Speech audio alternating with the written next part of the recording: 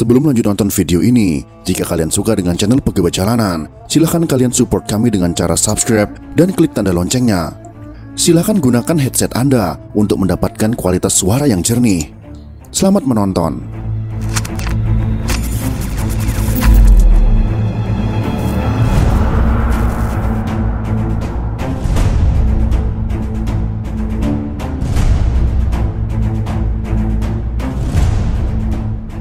Rumpun suku Melayu adalah salah satu suku terbesar di Indonesia, bahkan di beberapa bagian Asia Tenggara. Rumpun Melayu berada di beberapa daerah di Indonesia, seperti Sumatera, Riau, dan Kalimantan. Bahkan rumpun Melayu telah sampai ke Thailand, Singapura, Brunei, Malaysia, dan Filipina. Asal-usul suku Melayu merupakan sesuatu yang sulit untuk dipastikan. Setidaknya terdapat dua teori yang menjelaskan asal-usul suku Melayu. Salah satu teori mengatakan bahwa suku Melayu berasal dari Yunan, yaitu daerah yang berada di barat daya Tiongkok. Teori ini didukung oleh beberapa sarjana seperti R.H. Geldern, J.H.C. Kern, J.R. Foster, J.R. Logan, Slamet Mulyana, dan juga Asma Haji Omar. Teori ini merupakan teori yang populer, yakni diterima umum. Contohnya dalam buku teks pengajian Malaysia menyatakan bahwa nenek moyang orang Melayu itu berasal dari Yunan.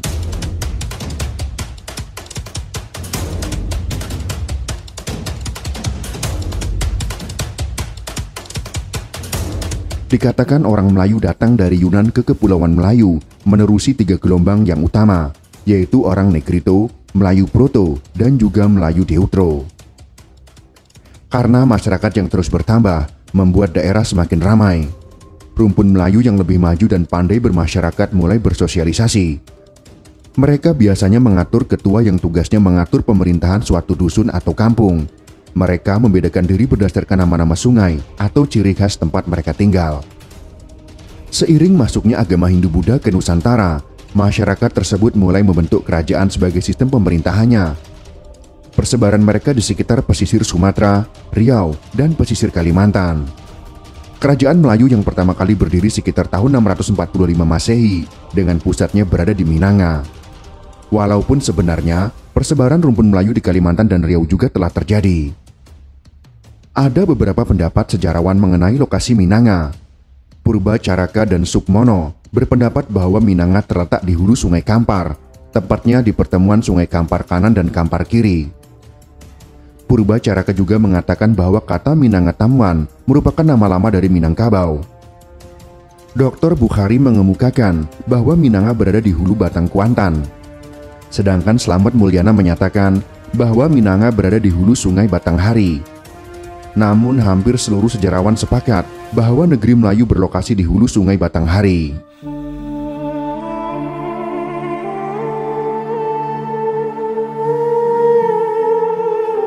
Berita tentang kerajaan Melayu di Sumatera diketahui dari dua buku karya pendeta Ising atau Icing. Saat ia menuju India, ia sempat singgah di kerajaan Melayu di antara Kedah dan Majapahit. Namun pada perjalanan pulang pada tahun 685 Masehi, kerajaan tersebut telah berada di bawah kekuasaan Sriwijaya.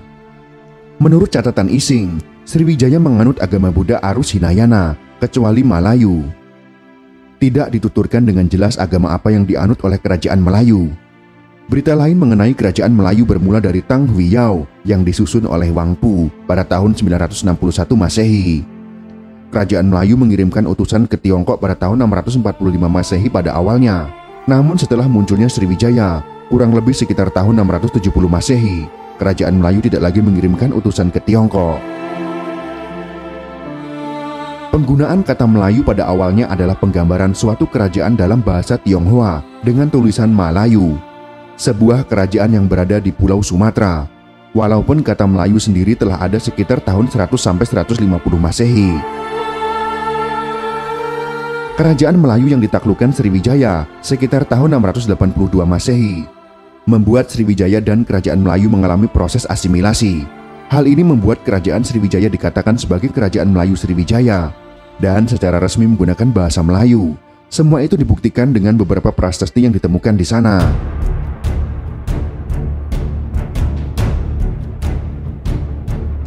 pada saat kekalahan Sriwijaya sekitar tahun 1025 Masehi oleh Kerajaan Chola. Beberapa waktu kemudian muncul dinasti baru yang mengambil alih peran Wangsa Sailendra, yaitu yang disebut dengan nama Wangsa Mauli. Prasasti tertua yang pernah ditemukan atas nama Raja Mauli adalah Prasasti Gerahi tahun 1183 di selatan Thailand. Kerajaan Sriwijaya berubah menjadi Kerajaan Dharmasraya karena perubahan wangsa. Dharmasraya adalah sebuah kerajaan yang kekuasaannya membentang dari Kamboja, Semenanjung Malaya, Sumatera, sampai dengan Tanah Sunda. Sementara itu, Sang Nila Utama mencoba mencari kawasan baru karena kekalahan Sriwijaya. Saat Sang Nila Utama tiba di Bintan, ternyata di sana telah ada penguasa yang bernama Wan Sri Beni.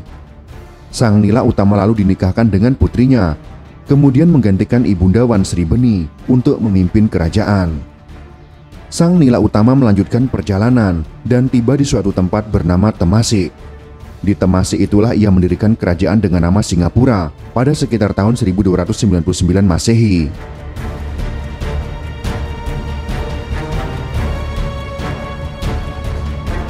Pada tahun 1275 Masehi, dalam naskah Pararaton dan Kidung Panji Wijaya Krama menyebutkan, Kertanegara mengirimkan utusan Singosari dari Jawa ke Sumatera yang dikenali dengan nama Ekspedisi Pamalayu yang dipimpin oleh Kebu Anabrang. Pengiriman Arca Amogapasa adalah sebagai tanda persahabatan antara Singosari dengan Dharmasraya. Sebagai balasan, utusan Singosari membawa dua orang putri Melayu yang bernama Darajingga dan Darapeta. Darapeta kemudian dinikahkan dengan Raden Wijaya yang telah menjadi raja kerajaan Majapahit. Dari pasangan ini melahirkan Jayanegara, raja kedua kerajaan Majapahit. Sedangkan Darajingga dinikahkan dengan Adewaya Brahma oleh Raden Wijaya. Dari Darajingga inilah lahir seorang putra bernama Aditya Warman.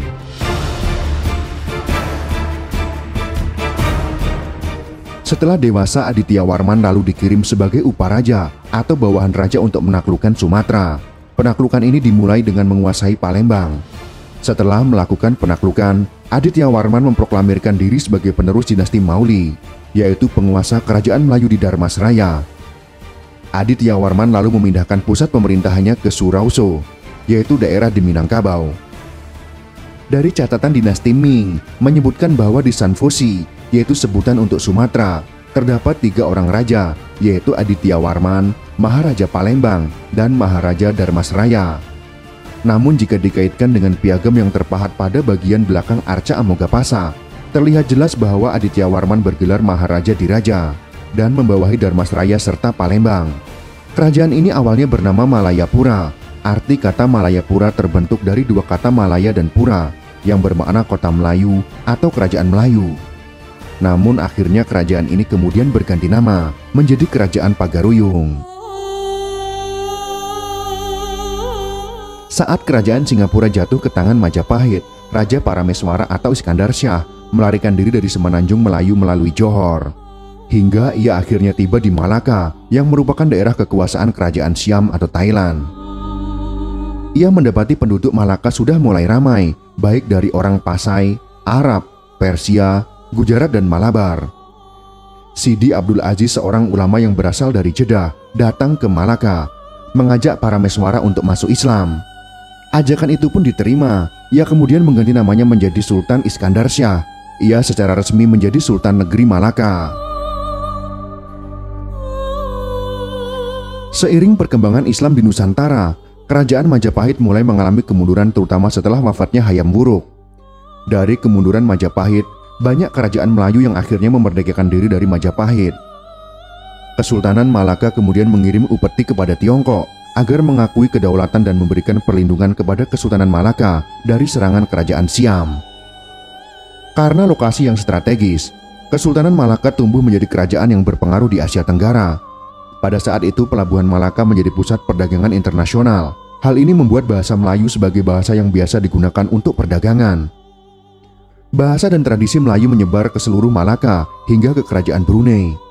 Kesultanan Malaka kemudian berhasil menguasai Kedah, Pahang, Kampar, dan juga Siak. Kemudian Kesultanan Malaka menjadikan Pahang dan Kedah sebagai negara fazal. Sedangkan Indragiri dan Jambi adalah hadiah pemberian dari Majapahit untuk Raja Malaka. Sedangkan di Kalimantan, kerajaan Melayu Brunei kekuasaannya membentang hingga ke Filipina dan pesisir Kalimantan. Wilayah Kalimantan kala itu dikuasai 3 kerajaan, yaitu Kerajaan Brunei, Kerajaan Tanjung Pura, dan Kerajaan Banjarmasin.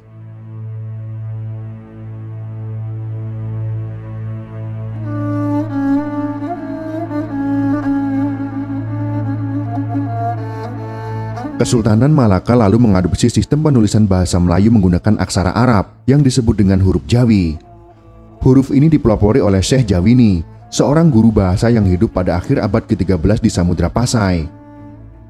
Tulisan huruf Jawi adalah campuran huruf-huruf Arab yang terdiri dari 29 huruf dengan 5 huruf bukan huruf Arab, melainkan huruf yang diciptakan oleh orang Melayu sendiri. Hal ini disebabkan huruf-huruf Arab mempunyai kekurangan dari sudut lambang-lambang untuk bahasa Melayu.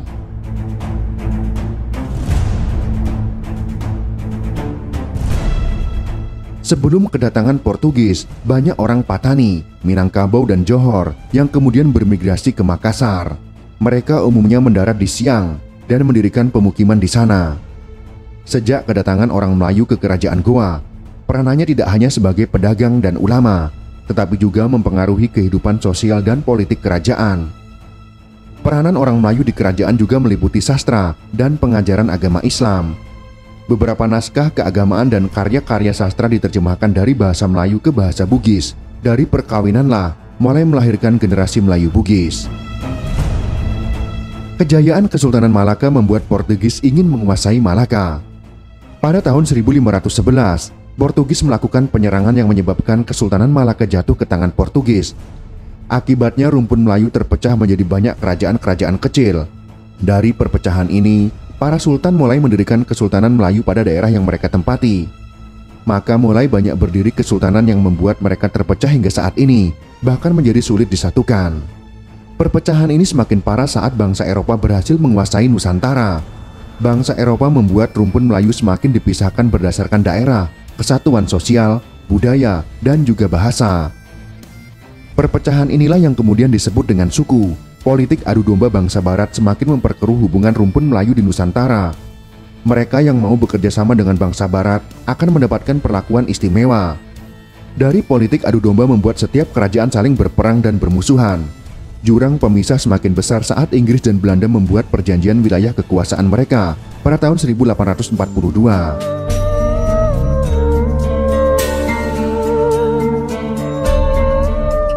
Pegawai sipil kolonial Inggris, yaitu Sir Richard Winstead, dalam tulisannya tahun 1921 mengasosiasikan orang Melayu sebagai penduduk yang tinggal di wilayah Semenanjung dan Riau Lingga atau Sumatera. Padahal Melayu tidak dibatasi oleh penduduk yang hanya tinggal di Semenanjung dan Sumatera. Tanah Melayu jauh lebih luas dari itu karena meliputi Jawa, Kalimantan, Sumatera, dan juga Filipina. Itulah sekelumit sejarah rumpun Melayu yang mendiami Nusantara, sebuah perjalanan panjang yang kini membuat rumpun Melayu menjadi terpisah dan terpecah-pecah. Bahkan kini orang Melayu hanya diidentikan dengan penduduk Melayu di Malaysia. Padahal orang Melayu juga ada banyak di Indonesia, bahkan tersebar hampir di seluruh kepulauan Nusantara, khususnya di Indonesia. Jika kalian suka dengan video ini, silahkan berikan jempol ke atas. Dan jika kalian menganggap video ini bermanfaat, maka bagikanlah untuk teman-teman Anda yang lain. Terima kasih sudah menonton.